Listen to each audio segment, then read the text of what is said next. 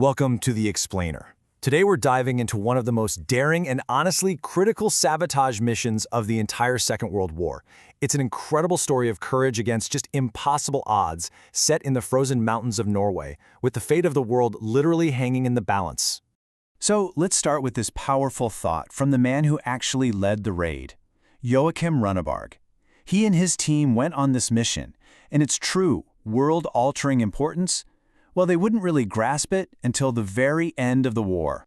To really get why this mission was so important, we've got to start with what the Nazis were so desperate to get their hands on, something that was being made at this one remote, heavily guarded factory deep in occupied Norway. Yeah, this wasn't just any old water.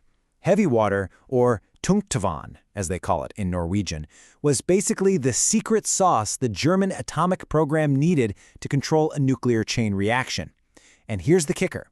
During the war, there was only one place in the entire world that could produce this stuff in large quantities, and that one place was the Norsk hydro plant at Vemork. The Allies knew all about it thanks to intelligence from a Norwegian professor, Leif Tronstad, who, get this, had actually helped design the plant. They knew that stopping this production was an absolute top priority. They just had to keep Hitler from getting the bomb.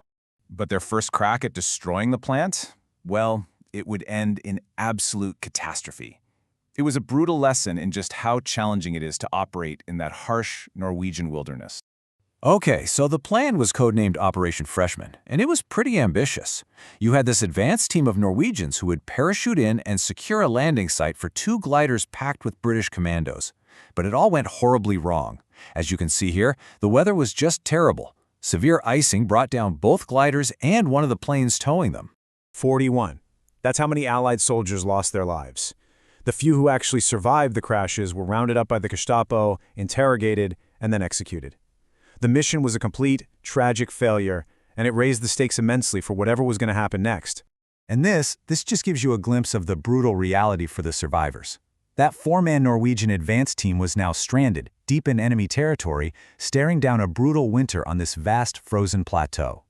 For months, they survived on reindeer, and they even ate the semi-digested moss from its stomach, they called it gur, just to get vital nutrients while they waited for a new plan from London. Unbelievable.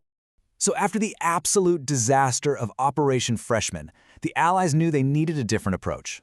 They totally abandoned the idea of a big, large-scale assault. The new plan was going to be smaller, way stealthier, and led by Norwegians who knew that terrain like the back of their own hands. And this new plan, Operation Gunnerside, was just brilliant in its simplicity and audacity. Instead of a frontal assault, they were going to use the terrain itself as their weapon. They scaled down a sheer 500-foot gorge that the Germans thought was totally impassable, snuck in along an unguarded railway line, and aimed with surgical precision. And it worked. It worked perfectly. This tiny team got into the plant, they placed their charges, and they just slipped back out into the night. They destroyed months of production, nearly a ton of heavy water. And the most amazing part? Not a single shot was fired. The entire team escaped, leaving the German garrison completely stunned.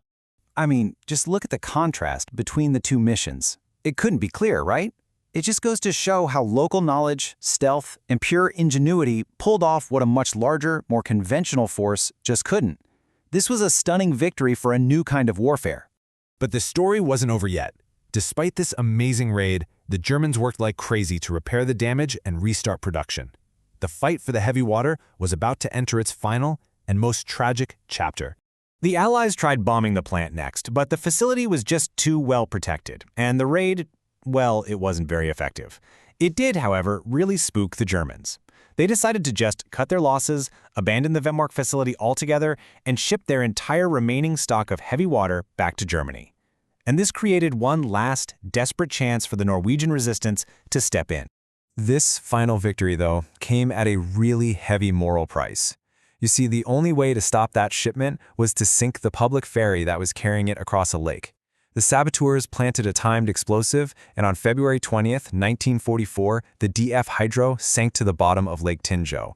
It took Germany's atomic dreams down with it, but tragically, it also took the lives of 14 innocent Norwegian civilians. Now, the heroism and the sacrifice of these saboteurs is just undeniable. But in the decades since the war, historians have started to ask a pretty difficult but very important question about the mission's ultimate impact.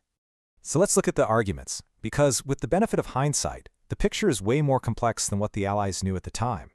So this is what's really fascinating. You see this huge disconnect between what people thought was happening and what was actually happening. Post-war analysis showed that the German atomic program was pretty disorganized, years and years behind the Manhattan Project. Albert Speer had already shifted focus to rockets way back in 1942. But, and this is the key, the Allies didn't know any of that. They were acting on the terrifying and very credible possibility that Germany could succeed. For them, the risk of doing nothing was just unthinkable.